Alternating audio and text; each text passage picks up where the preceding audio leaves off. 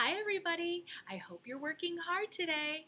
Our story for today is titled The Little Red Hen, and it's written by Bonnie Dobkin. She's that's right, the author. And what does the author do? Writes the words. It's illustrated by Subhash Vora. What does the illustrator do? That's right, draws the pictures. So let's read The Little Red Hen. Once upon a time, there were 4 friends who lived together in a barnyard.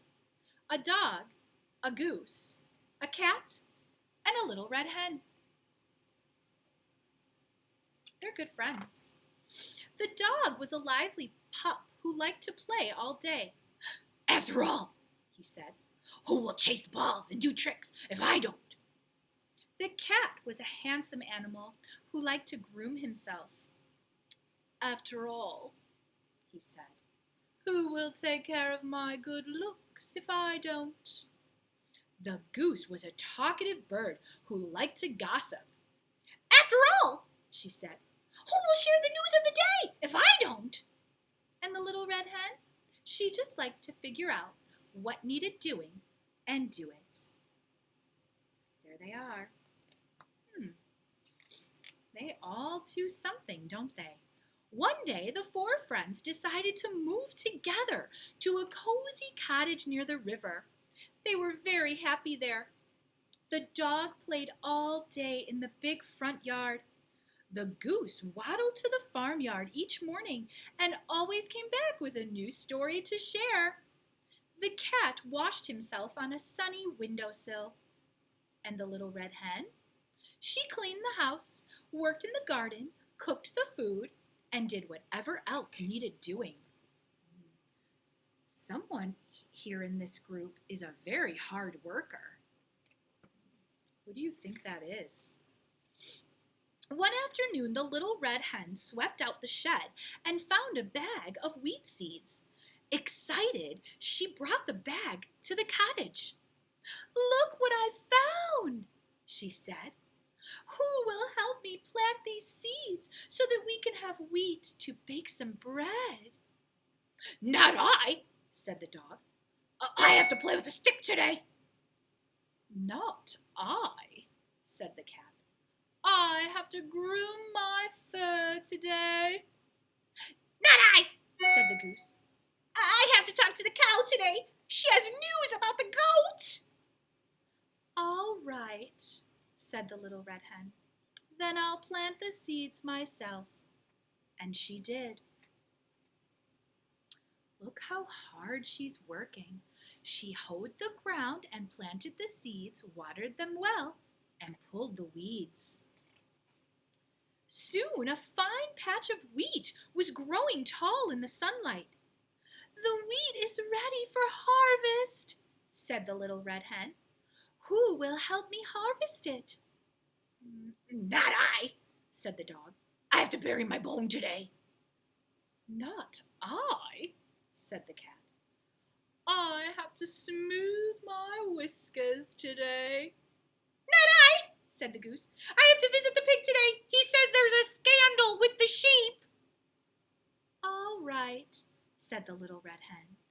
"Then I'll harvest the wheat by myself." And she did. She cut the wheat and gathered and tied it up in bundles to store outside. The little red hen is doing all the work. How do you think she feels? "Now the wheat must be ground into flour," said the little red hen. "Who will help me pull the wagon to the miller?" "Not I," said the dog. "Today's the day I chase rabbits." "Not I," said the cat. "Today's the day I clean between my toes." "Not I," said the goose. "Today's the day the goat said he'll tell me a secret about the cow." "All right," said the little red hen. "Then I'll pull the wagon by myself." And she did. She cleaned the wagon and loaded the wheat and went to the miller's down the street. Wow, all of the friends are just not helping the hen. I wonder what will happen.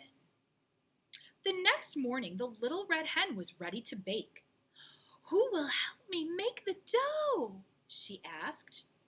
"Not I," said the dog. "I'm busy chasing my tail." "Not I," said the goose. "The dust might make it hard for me to talk."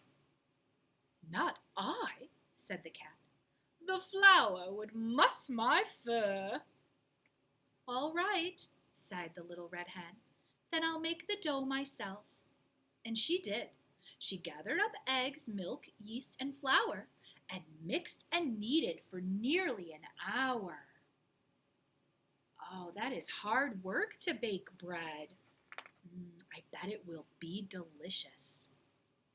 "Now," said the little red hen, though she already knew the answer, "who will help me bake the bread?"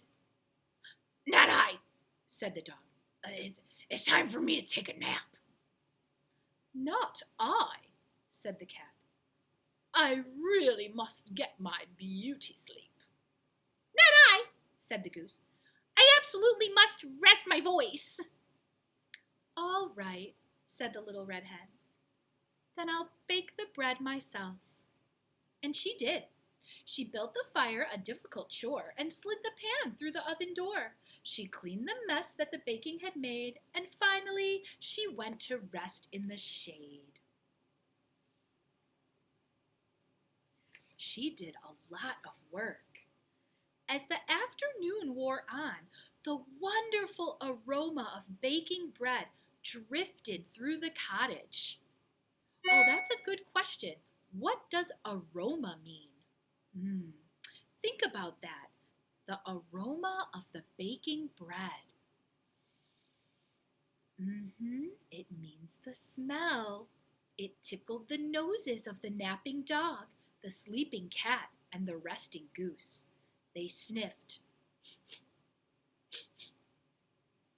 They smiled. They opened their eyes. "What is that heavenly smell?" asked the goose. "Why, it's just my fresh baked bread," said the little red hen. "Who will help me eat it?" "I will," said the dog, jumping up from his rug. "Oh, I will," said the cat, leaping down from the windowsill. "I will," screeched the goose, forgetting to rest her voice. Wow.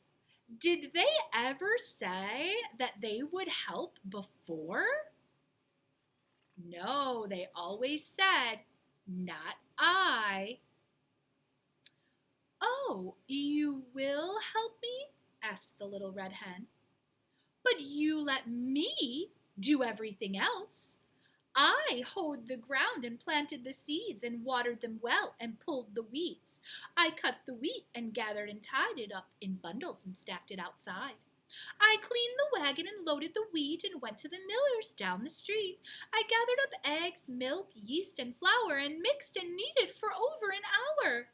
I built a fire, a difficult chore, and slid the pan through the open door.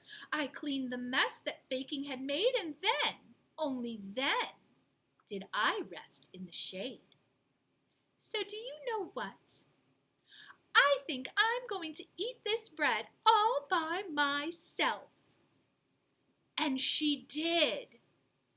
But the next time the little red hen needed help around the house, nobody said, "Not I."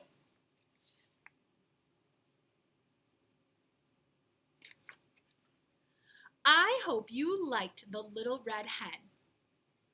I'll see you tomorrow. Bye, everybody.